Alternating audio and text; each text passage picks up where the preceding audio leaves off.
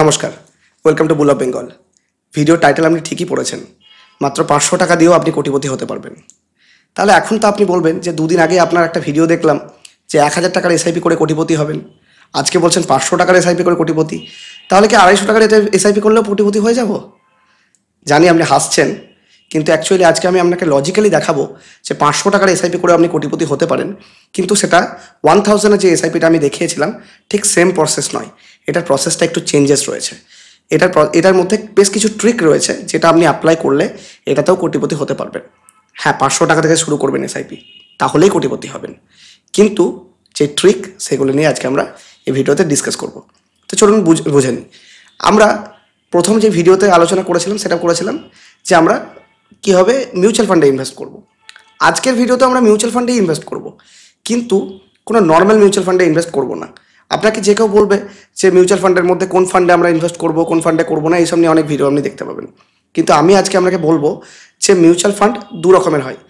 বিভিন্ন কোম্পানির আলাদা আলাদা ফান্ড, যেমন mid cap, small cap, large caps, flexi cap, এরকম ফান্ড হয়। আবার ইন্ডেক্স ফান্ড হয়। ইন্ডেক্স ফান্ড মানে নিফটি ফিফটি এই ধরনের ফান্ড হয়।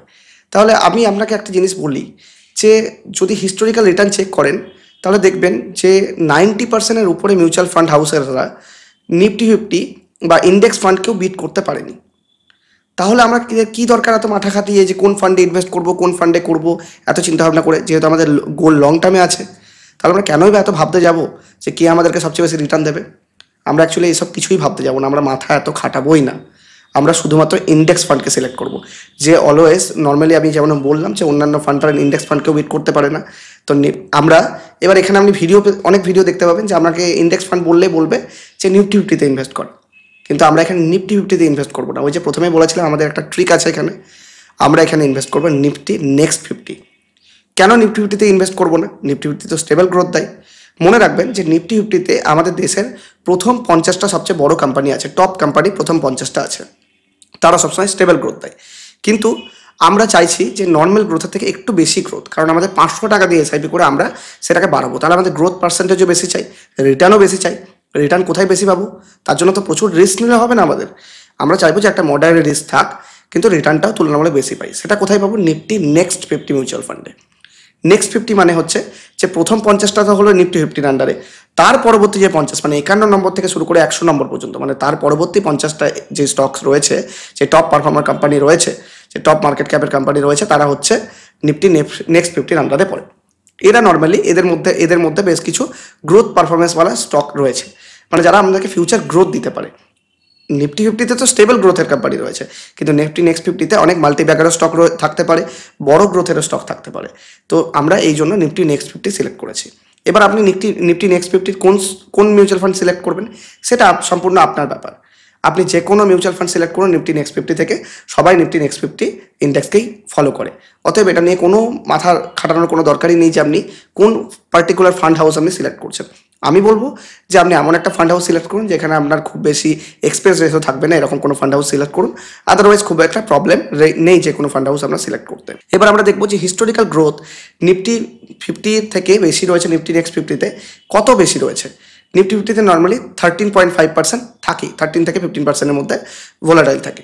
তো 13% আমরা অ্যাভারেজ ধরে চলি, কিন্তু নিফটি নেক্সট 50-তে এই গ্রোথ পার্সেন্টেজটা 15%-এর উপরে থাকে, কখনো 15.5। তো আমরা কম ধরবো এখানে, নর্মালি একটা অ্যাভারেজ ফিগার আমরা ধরবো, আমরা 14.5 ধরে চলবো। এবার আমি আপনাকে স্ক্রিনের মধ্যে গিয়ে দেখাবো যে নিফটি নেক্সট 50-তে মিউচুয়াল ফান্ডে ইনভেস্ট আপনি কীভাবে করবেন 500 টাকা, যাতে আপনিও কোটিপতি হতে পারেন। আমরা কথায় শুনেছি যে টাকাতে টাকা টানে, কিন্তু এবার তো আপনি বলবেন যে আমাদের কাছে টাকা তো নেই, মাত্র 500 টাকায় আছে, তাহলে আমাদের টাকা কী করে টাকা টানবে? অ্যাকচুয়ালি আমি আপনাকে বলবো এই কথাটা ভুল। শুধু টাকাতেই টাকা টানে এটা নয়, সময়ও টাকা টানে। তার মানে কি? Time is money. আপনি যদি সময় দিতে পারেন, আপনার কাছে টাকা নেই কিন্তু আপনার কাছে সময় তো আছে। আপনি যদি রেগুলার বেসিসে ইনভেস্টমেন্ট করেন, প্রপার টাইমলি ইনভেস্টমেন্ট করেন এবং লং টার্মে ইনভেস্টমেন্ট করেন, তো সময় আপনাকেও কোটিপতি হওয়ার বেনিফিট দেবে। তাই শুধু টাকাই ইম্পর্টেন্ট নয়, সময়টাও তার থেকে বেশি ইম্পর্টেন্ট, সেম লেভেলের ইম্পর্টেন্ট। তো চলুন আমরা কম্পিউটার স্ক্রিনের মধ্যে দেখে নিই যে আমরা কীভাবে এসআইপিটা স্টার্ট করব। তার আগে বলে দিই যে স্টেপ আপ এসআইপি কী।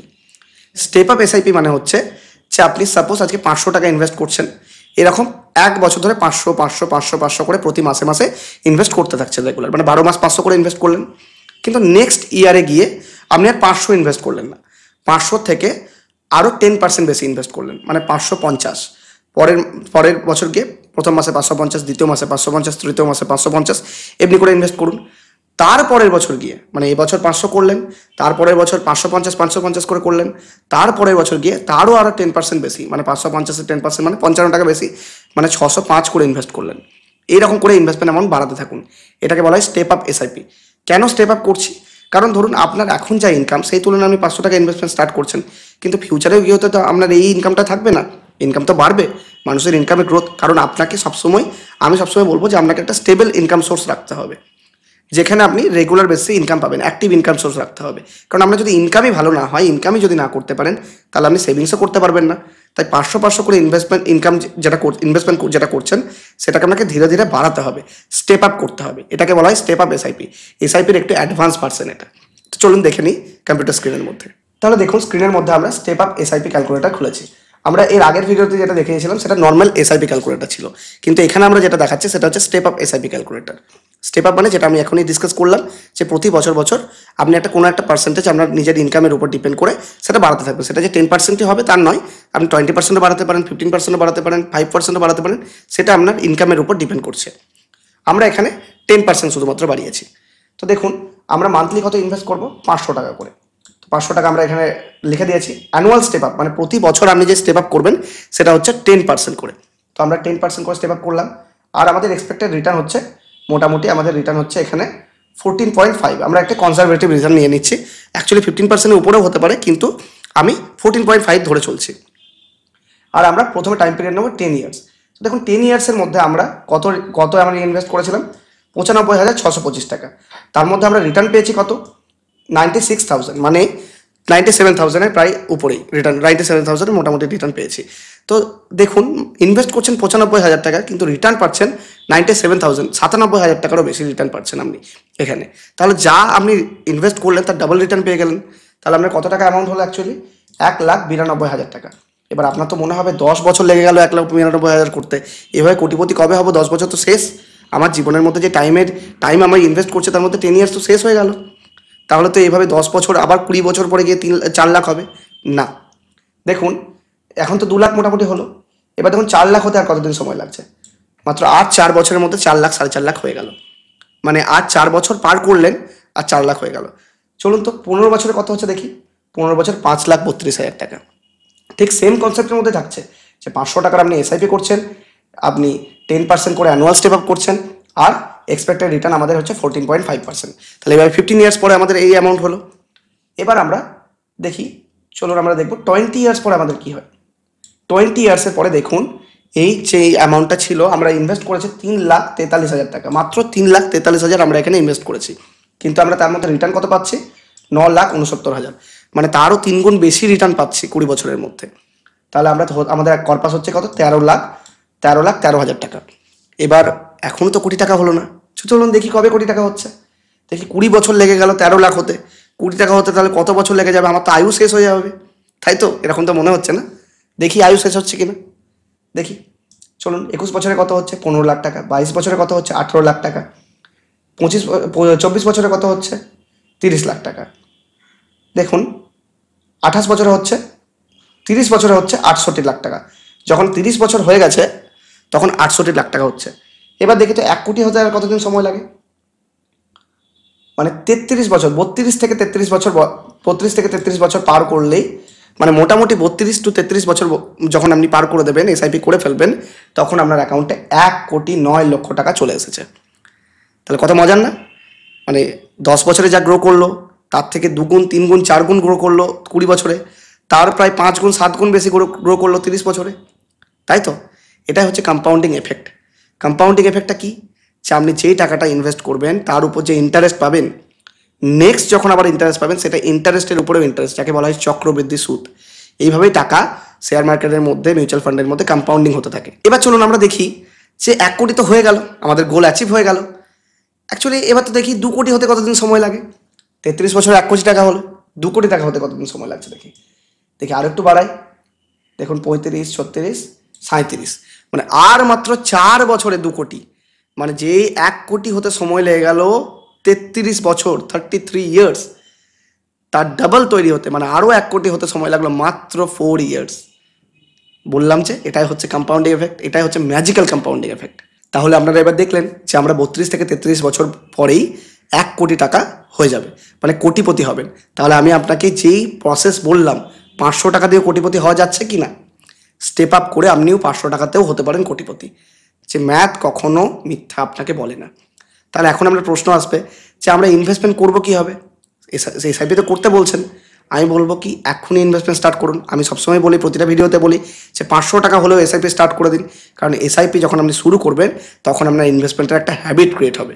যদি আপনি শুরু না করেন তাহলে ভিডিও দেখে ভুলে যাবেন, কোনো হ্যাবিট ক্রিয়েট হবে না। কীভাবে ইনভেস্ট করবেন? প্রয়োজন হচ্ছে আপনার একটা ডিম্যাট অ্যাকাউন্ট।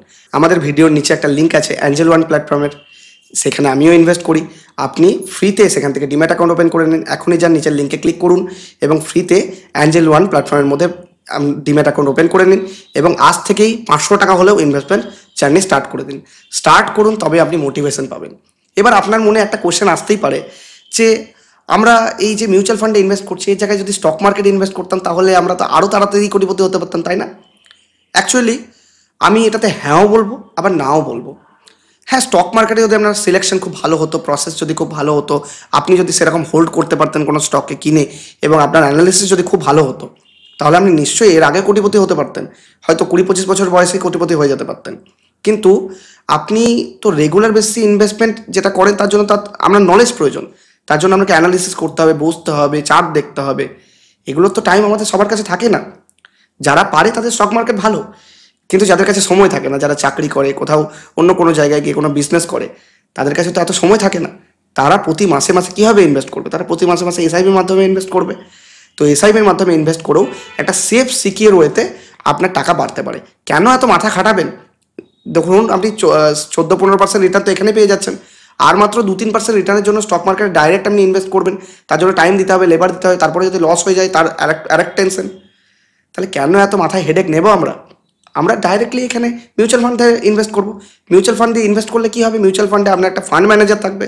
সেই ফান্ড ম্যানেজার আপনার জন্যই বিভিন্ন স্টকে ইনভেস্ট করবে। সাপোজ কোনো একটা ফান্ড ম্যানেজার, আপনি 1 লাখ টাকা দিলেন, সেই 1 লাখ টাকাটা 50টা আরও কোম্পানিতে লাগাবে। সেই 50টা কোম্পানির মধ্যে যে কোম্পানি ভালো পারফর্ম করছে তার মধ্যে টাকা লেগে থাকবে। যারা একটু নেগেটিভ পারফরমেন্স করছে তার থেকে টাকা বার করে অন্য কোনো কোম্পানিতে দিয়ে দেবে। তাই আপনি যে কাজটা অ্যাকচুয়ালি শেয়ার মার্কেটে বসে করতেন, সেই কাজটা আপনার জন্য ফান্ড ম্যানেজার বসে আছে করার জন্য। তার পরিবর্তে তারা একটু এক্সপেন্স রেশিও নেয়, কিন্তু সেই ফান্ড ম্যানেজারের কাজই হচ্ছে আপনার টাকা নিয়ে শেয়ার কেনা এবং বেচা। ওটা তার উপর দায়িত্ব দিন। আপনার হয়ে কোনো একটা লোক কাজ করবে, আপনার আন্ডারে সে কাজ করবে। এটাই বেশি ভালো না? তাহলে আমি আবারও বললাম যে ইনভেস্টমেন্ট স্টার্ট করে দিন, ভাববেন না একদম। কীভাবে ইনভেস্টমেন্ট স্টার্ট করবেন? অ্যাঞ্জেল ওয়ান থেকে ডিম্যাট অ্যাকাউন্ট ওপেন করে নিন। আমাদের ভিডিওর নিচেই লিঙ্ক রয়েছে।